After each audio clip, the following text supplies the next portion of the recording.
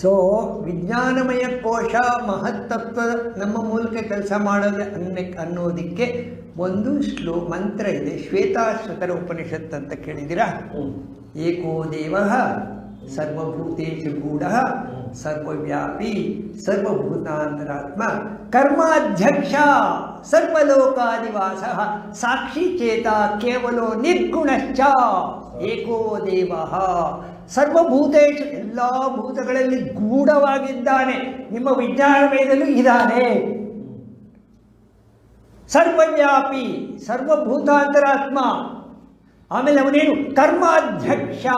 ಇಲ್ಲಿ ನೋಡಿ ಬಂತು ಕರ್ಮಾಧ್ಯಕ್ಷ. ನೀವು ಮಾಡೋ ಕೆಲಸಗಳೆಲ್ಲ ಅವನ ಮೂಲಕ ಆಗ್ತಾ ಇದೆ. ಸರ್ವಲೋಕಾದಿವಾಸ. ಅವನೇನು ಮಾಡ್ತಾನೆ? ಸಾಕ್ಷಿ ಚೇತ, ಸಾಕ್ಷಿಯಾಗಿದ್ದಾನೆ ಅಷ್ಟೇ. ನೀವು ಕೆಲಸ ಮಾಡ್ತಾ ಇದ್ದೀರಾ. ಕೇವಲ ನಿರ್ಗುಣಶ್ಚ.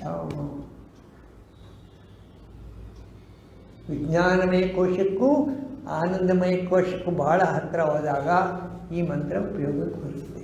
ಏಕೋ ದೇವಃ ಸರ್ವಭೂತೇಷು ಗೂಢಃ ಸರ್ವಾಂತರ್ಯಾಮಿ ಸರ್ವಭೂತಾಂತರಾತ್ಮ ಕರ್ಮಾಧ್ಯಕ್ಷ ಸರ್ವಲೋಕಾದಿವಾಸ ಸಾಕ್ಷಿ ಚೇತ ಕೇವಲ ನಿರ್ಗುಣಶ್ಚ.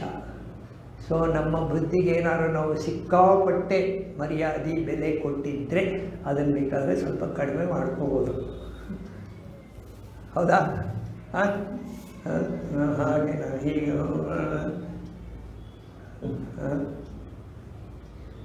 ಆಸೆಗಳ ಕೆಣಕದಿರು, ಪಾಶಗಳ ಬಿಗಿಯದಿರು, ಕ್ಲೇಶದ ಪರೀಕ್ಷೆಗಳಿಗೆನ್ನ ಕರೆಯಿದರು, ಬೇಸರದ ಪಾತಕ ಸ್ಮೃತಿಯ ಎನ್ನನ್ನು ಚುಚ್ಚೆದಿರು ಎನ್ನುತ್ತ ಈಶನನ್ನು ಬೇಡುತ್ತಿರೋ ಮಂಕುತಿಮ್ಮ.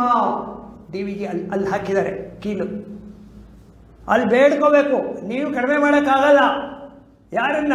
ಮಹತ್ತತ್ವದಲ್ಲಿ ಕೇಳ್ಕೋಬೇಕು.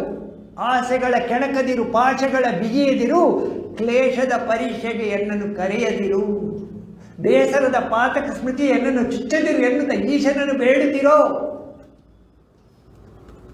ಕೇಳ್ಕೋಬೇಕು. ನಾನು ಮಾಡ್ತೀನಿ, ನಾನು ಇದನ್ನು ಮಾಡ್ತೀನಿ, ನಾನು ಮನಸ್ಸಿನ ಕಂಟ್ರೋಲ್ ಮಾಡ್ತೀನಿ, ಬುದ್ಧಿನ ಕಂಟ್ರೋಲ್ ಮಾಡ್ತೀನಿ, ನಾನು ಹೇಳ್ದಂಗೆ ನಡೀತದೆ ಅಂದರೆ ಅಲ್ಲಿ ಏನೋ ಪ್ರಾಬ್ಲಮ್ ಇದೆ.